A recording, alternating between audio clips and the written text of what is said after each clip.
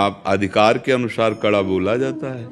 जैसे गुरु पद पे हैं तो शिष्यों के दोष दर्शन करके उनको निर्दोष बनाने के लिए उन पर कड़ी वाणी का प्रयोग और कड़े दंड का प्रयोग किया जाता है, उनके मंगल के लिए, या माता पिता अपने बच्चों के लिए, या मित्र अपने मित्र के लिए। बस इसके आगे नहीं। अधिकार के अनुसार क्या, ऐसा थोड़ी आप जगत गुरु पद पे थोड़ी कि आप सबको डांट सकते हैं या आप सबको कड़वा बोल सकते हैं, क्योंकि आप अपनी बात में स्थिर होइए कि आप सबसे प्रेम से व्यवहार करते हैं, आप अच्छी बात करते हैं, तो आप में अभिमान है क्या अच्छाई का? अगर है तो सबसे बड़ी बुराई तो हमारे अंदर बैठी हुई है, हमें उसे निकालना चाहिए। सामने वाले में दोष देखने का अधिकार दो को ही है, या सदगुरुदेव को, गुरु पद पर जो भी विराजमान है, वो चाहे टीचर भी क्यों ना हो, अपने विद्यार्थी को निर्दोष करने के लिए, उन्नति के लिए वो डांट सकता है, दोष दर्शन कर सकता है, और माता पिता कर सकता है। अगर सच्चा कोई मित्र है तो भी वो गुरु तुल्य ही है। जो कुपंथ से निवार करके सुपंथ में चलावे उसे दोस्त कहते हैं। कुपथ निवार सुपंथ चलावा उसे मित्र कहते हैं। बकाया फिर और दोष दर्शन करने का अधिकार नहीं। अगर उपासक और दोष दर्शन करता है तो वो अपनी उपासना से हाथ धो बैठेगा। कड़ा बोलने का अधिकार माता पिता गुरुजनों को है, क्योंकि वो उसको सुधारना चाहते हैं। उनका उद्देश्य है कि ये प्रीति या भय से अच्छे आचरण वाला बने, भगवान का भक्त बने या देशभक्त बने, समाज सेवी बने। ऐसे इसमें गुण आवे जिससे इसका मंगल हो और इसके संग से दूसरों का मंगल हो। तो पहली बात, आप क्या हैं ये देखिए। दूसरी बात, आप में इतनी सामर्थ्य है।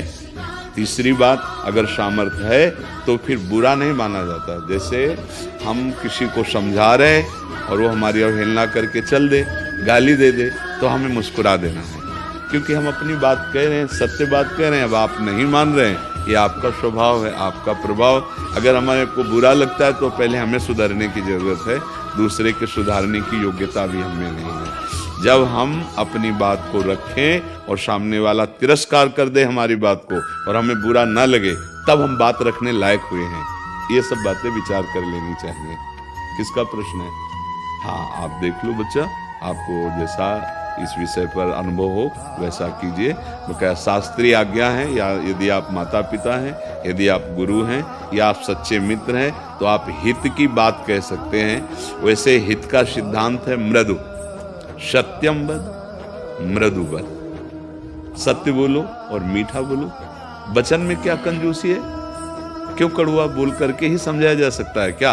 पर कभी कभी ऐसा होता है कि कड़वा मीठे से ज्यादा लाभदायक होता है। जैसे अब कोई शिष्य है, अब उसको कहा जाए कि आप ऐसे ऐसे बार बार गलती कर रहे हैं तो आप मत कीजिए, वो नहीं मानेगा।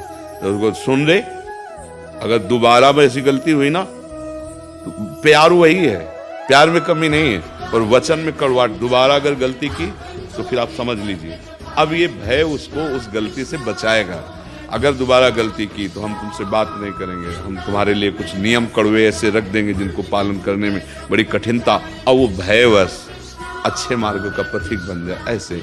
और बहुत गंदे वचन बोलना, ये तो बहुत मलिन वाणी वालों के लक्षण होते हैं। जैसे गालियां देना, ऐसे गंदे वचन उच्चारण करना, ऐसे परुख कठोर वचन बोलना कि हृदय को छलनी कर दें, ये सब तमोगुणी पुरुष के, मलिन पुरुष के। भागवती पुरुषों की ऐसी वाणी नहीं। वो कठोर भी बोलेंगे तो उसमें बड़ी मिठास होती है उनके कठोर बोलने में भी। समझ गए? इसमें कोई संशय?